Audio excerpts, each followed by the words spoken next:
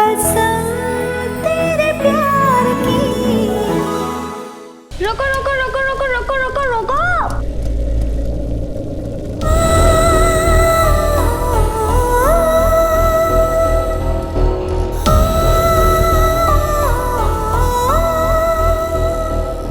Oh my God, कितना सुंदर है। बहुत। चल ना।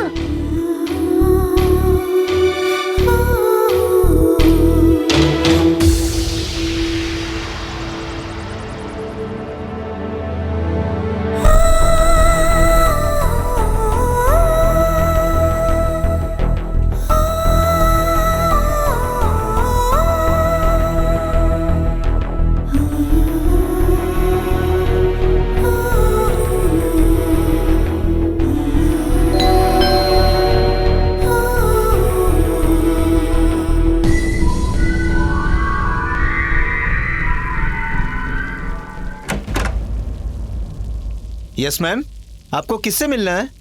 रानू जी से मिलना है। क्या रानू मैम साहब से आपने टाइम लिया था? नहीं नहीं, बानी नानी ने हमें यहाँ भेजा है। आप उनको बोलिए हम उनके रिश्तेदार हैं। ठीक है, आप लोग अंदर आइए, मैं उन्हें अभी बुलाता हूँ, प्लीज। तनु आजा।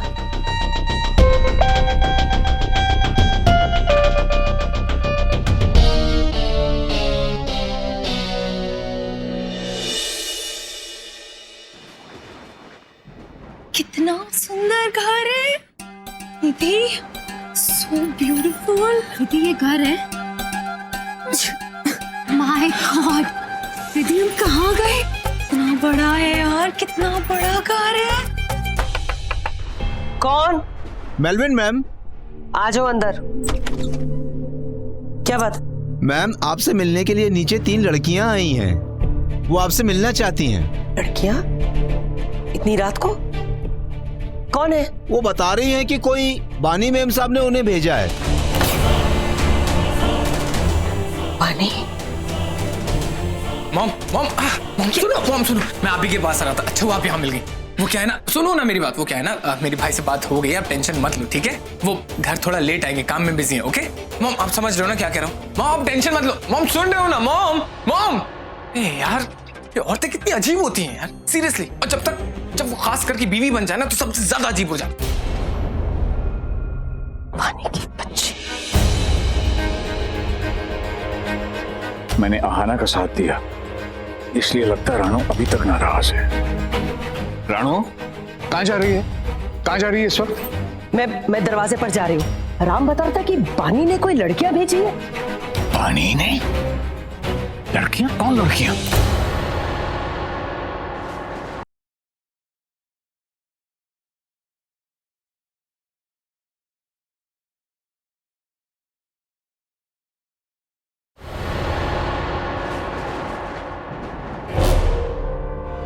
रुको।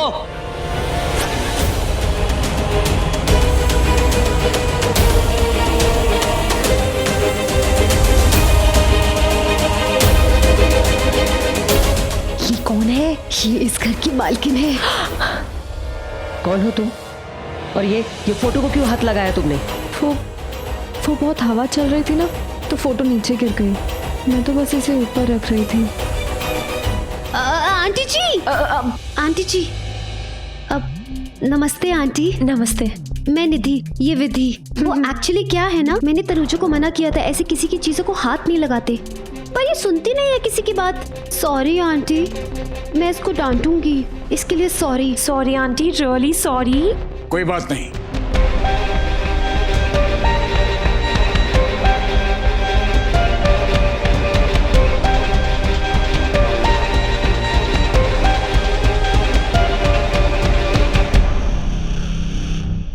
मेलविन ने बताया तुम लोग बानी के रिश्तेदार हो?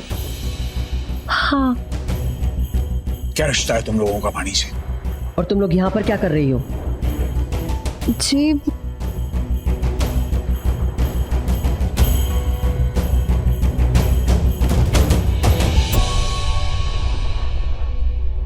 ये उन्होंने आपको ये देने के लिए कहा था।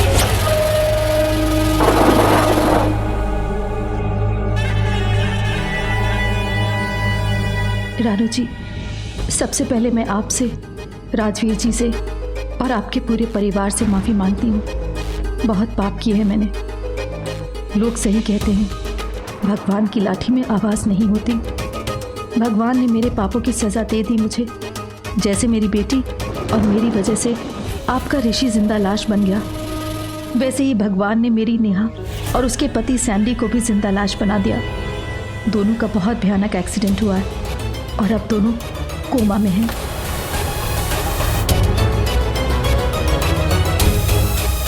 रानू जी, मेरे दुख को आपसे ज़्यादा कौन समझेगा?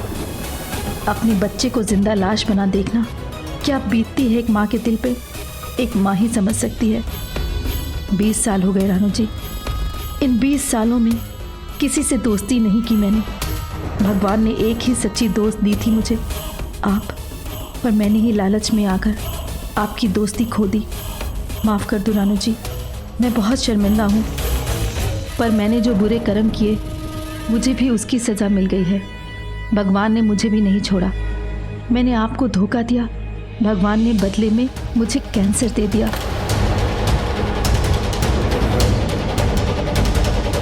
मैं उन मासूम बच्चियों के सामने नहीं मरना चाहती, इसलिए यहाँ गांव में अपने गुरु के आश्रम में आ गई हूँ।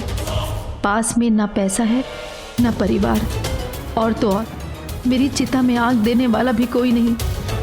अच्छा है, यही सज़ा है मेरी। पर मरने के बाद मेरी फूल सी नातिनों को संभालने वाला कोई नहीं, इसलिए उनको आपके यहाँ भेजा है। आपके दिल के साथ साथ आपका घर भी बहुत बड़ा है। रानू जी, घर के किसी कोने में थोड़ी सी जगह दे देना उनको। 2 वक्त की रोटी और 2 जोड़ी कपड़े, बस कट जाएगी उनकी ज़िंदगी। मेरे सिवा उनका कोई नहीं दुनिया में, और मैं भी दुनिया से जाने ही वाली हूँ। अब आपका ही सहारा है रानू जी।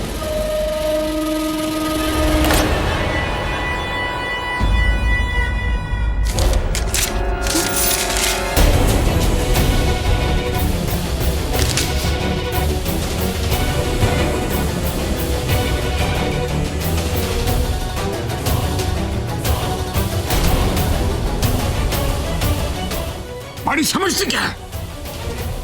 ये खत लिख के उसे माफी मिल जाएगी। और तुम लोगों की हिम्मत कैसी हुई ये खत इस घर में लेके आने की, मेरे सामने आने की? जानती हो, तुम्हारी नानी की वजह से ये घर, ये पूरा घर, इस पूरे घर के लोग हंसना भूल गए।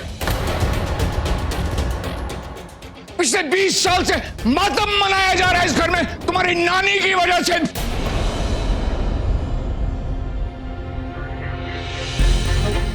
क्या हुआ जी?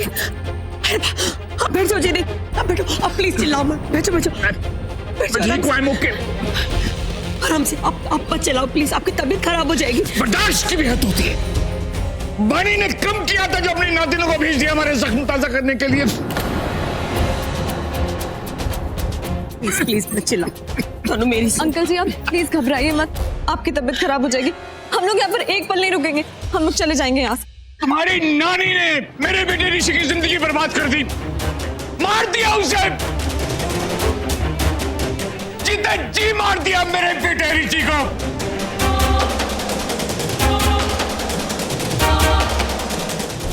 ना चिल्लाओ ना जी, प्लीज आप बैठो। देखो, आप बैठो, आराम से बैठो, आराम से बैठो। हाय रब्बा, आराम से। आप प्लीज पानी पीजिए, थोड़ा सा पानी पीजिए प्लीज।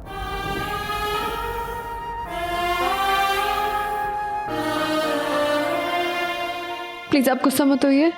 पहले जो कुछ भी हो, मैं आपसे उसके लिए माफी मांगती हूँ। अगर आप दोनों नहीं चाहते हम लोगों का यहाँ रहना, तो हम लोग अभी के अभी चले जाएंगे। चले जाएंगे? प्लीज। कहाँ जाएंगे आप? चलो। तो पागल हो गई? कहाँ जाएंगे आप? तूने ऐसा क्यों कहा? नहीं जाना इस बड़े घर को छोड़ के। तुम दोनों ने अंकल जी की हालत नहीं देखी? हम लोगों को यहाँ से चला जाना ही ठीक रहेगा। तनु तो चलो चलो चलो उठो, क्यों कर आराम रही से। है हाँ, ऐसा? इसको समझाना। आराम करो इधर। हम कहीं नहीं रह सकते, हमारे पास यही एक घर है। चलो हमें यही रहना पड़ेगा। क्या? चलो जल्दी। तनुजा सुन, हम कहाँ रहेंगे यार? सड़क पे रहेंगे क्या? क्या जरूरत थी वहां दादी अम्मा की तरह बात करने की? निधि, क्या हम सच में चले जाएंगे? नहीं नहीं नहीं नहीं नहीं, हम इतनी दूर से जाने के लिए बिल्कुल भी नहीं आए हैं। हम इतने बड़े घर में रहने के लिए आए हैं। तेरी वजह से आज हम इस सड़क पे आ गए। हाँ। मैं जानती हूँ तुम दोनों मुझसे गुस्सा हो, लेकिन तुम लोगों ने अंकल जी की हालत देखी? हम लोगों के अंदर जाते ही उनकी तबीयत कितनी खराब हो गई। अगर हम लोग थोड़ी देर और रुकते वहाँ तो पता नहीं उनको क्या हो जाता। चुप, तू बहुत चालाक है। हाँ नहीं तो हम दोनों बहनें इतनी प्रिटी है कि कोई जवान तो जवान, कोई बुढ़ा चाहे कितने भी गुस्से में क्यों ना हो, हमें देख के ना उसका गुस्सा छूमंतर हो जाता। तेरे उस अंकल का भी हो जाता, पर नहीं, तू तो आई हमें लेके आ गई। एग्जैक्टली, मुझे तो ऐसा लगता है जब तूने उस फोटो को हाथ लगाया ना, अंकल को तभी गुस्सा आया हो। तुझे पता है कैंसर कितनी बड़ी बीमारी होती है? कितनी बड़ी। विधि, फोन दे, नानी को बताना पड़ेगा ना हम लोग वापस आ रहे हैं। हाँ। सब तेरे वजह से यार। हेलो, घुस गए तुम लोग घर में? नानी नहीं। क्यों, क्या हुआ? कहाँ हो तुम लोग? वही सड़क पे बाहर। वो मैंने आपको यही बताने के लिए फोन किया था कि हम अंदर नहीं घुस पाए। हम तीनों वापस आ रहे हैं। बाकी स्टोरी मैं आपको आके बताऊंगी, ठीक है? मैं भी नहीं, कहीं नहीं जाना तुम लोग वहाँ से। वहीं रुको, ना 1 इंच आगे ना 1 इंच पीछे, वहीं पर रुकना। नानी, पर हम सड़क पे है नानी। मैंने कहा ना वहीं पर रुकना, कहीं नहीं जाना। मैं थोड़ी देर में फोन करती हूँ तुम लोग को, ठीक है? काट दिया। क्या हुआ? नहीं लिया क्या उन्होंने बच्चों को घर में? ये शीरा मुझे दीजिए। मतलब? ये फोन पर बात करने के लिए मीठे की जरूरत मुझे है, आपको नहीं। कहते हैं ना कि अगर इंसान गुड बाय से ना मरे तो उसे गुड़ से मार दो, बस वही बात समझ लीजिए। आप क्या कुछ सोच रही हैं? अभी बताती हूँ। नहीं राणो, नहीं। 20 साल बाद अपनी गलती का एहसास। सब झूठ है, बकवास। मैं इस बाणी को बहुत अच्छी तरह से जानता हूं। बाणी किसी की सगी नहीं हो सकती। माफी भी मांगी तो खत लिख के। कैंसर ही था तो फोन नहीं कर सकती थी? फोन करके माफी नहीं मांग सकती? नहीं राणो, नहीं। ये बाणी बहुत मतलबी औरत है। इस बार भी बाणी का कोई ना कोई मकसद जरूर होगा। मकसद तो है, साफ साफ दिखाई दे रहा है। ये 3 लड़कियां भेजी है ना उसने घर पर। ये घर ही नहीं, मकसद इससे भी कुछ ज्यादा है।